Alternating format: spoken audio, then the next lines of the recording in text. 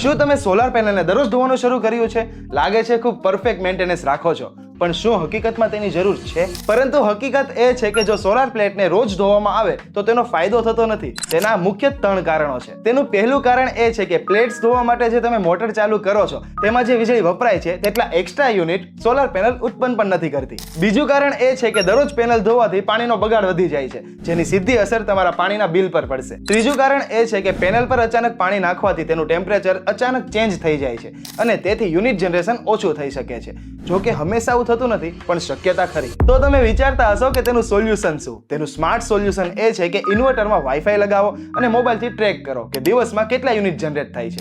અને જ્યારે તમને એવું લાગે કે યુનિટ ઓછા બનવા લાગ્યા છે ત્યારે યોગ્ય રીતે તમે એની સફાઈ કરો. તો હવે દરરોજ પેનલની સફાઈ કરવાનું ટાળો અને ડેટાબેઝ ક્લીનિંગ કરો, જેથી મળશે રિયલ બેનિફિટ. નવી energy, smart solar solution four smart people.